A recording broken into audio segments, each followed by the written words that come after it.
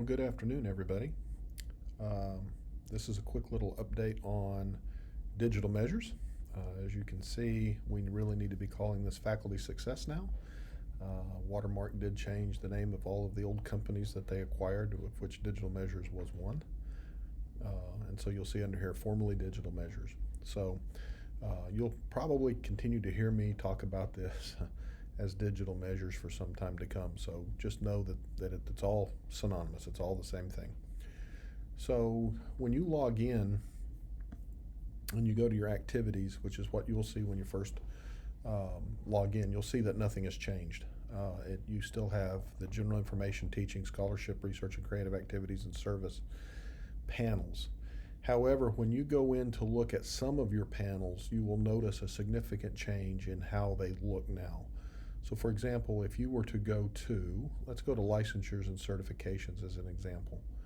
So if I was to go to licensures and certifications, what you see now is you see a more of a filterable look to this. This is called a dynamic page now, to where you can actually use this to help search for things.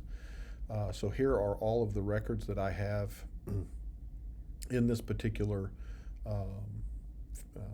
panel for myself. You'll see that it comes up with the title of the licensure and certification, the sponsoring organization. So I can look at this. I can click on any of these, and I can sort. So I can sort by ascending order, descending order. I can filter based on a variety of things. You'll also know that you have a search tips, and so you can actually search for various things within your fields. This is all designed to help it make it easier for you all to find what you're looking for within the digital measures panel. But so, for example, if I was interested in this particular one, I just simply click on it, and it takes me back to what you typically were used to seeing in terms of how you go in and edit things. So nothing's really changed there. You can still go in and add materials to your records just like you always have. You can sort by date. You can use the little arrows up here, and you can see the various things that are shown. You can also select columns that you want to see. So this is how it's set up right now, to where it shows the title of the licensure, the sponsoring organization, the month, and the day. But let's suppose you were interested in finding things that had a particular scope to them. Well, you can click on scope.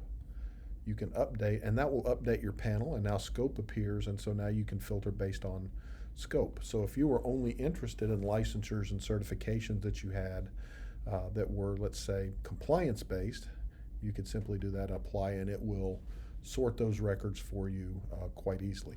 So any of the panels within digital measures where you have multiple records, you can now use this dynamic view to search and find things a lot easier. So your personal and contact information looks like it always did, because there is only the one record.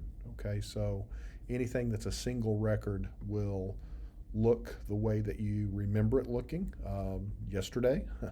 Today was the day that they turned this new feature on. Your web profile, nothing has changed there either. So I'm going to have the Digital Measures Advisory Group, which I guess I need to change that name, look at a variety of the default settings for this new view, and try to make some recommendations if there's anything that I need to go in and alter with it. But we went with the default that Digital Measures or Watermark came out with for now. But again, you can go in and change any of that. So if you went to your scheduled teaching, you'll see all of your scheduled teaching. You'll notice that I have, you've got your term, you've got your course title, but now I can filter it. So if I was only interested in the courses that I taught with biology, I could simply do that, and that will sort out the times that I taught Biological Sciences 399, which was the MCAT prep course. And so I can filter that stuff out. I can make changes to it. See, I can go and I can look at this. I can go in and add any of the data that I want to add and save it and be done. So all of the features that you normally have are as you would expect. You just now have this kind of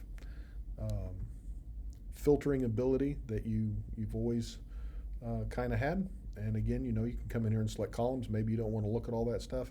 Maybe you only want to look at um, courses where students earned I's. You could do that. You could update, and then it would show up in the student earning, and you could come in and you could filter those to where you could see which courses had students had I's. I don't know why you'd want to do that, but you could certainly do that. And I'm going to go back in and I'm going to remove that. So I'm not interested in that. But if you were maybe you're interested in looking at it by session, right? So you want to know whether you were doing, you only want to look at courses that you taught in a particular session. Well, you could select session, update this, and then you could go in and only look at those courses that fit that criteria. So again, just a quick little video to give you a snapshot of what this new feature looks like and kind of what it can do. Go in and play around with it. If you have any suggestions for fields that should be kind of the standard fields that pop up automatically, we can certainly go in and change those for you for the institution as a whole.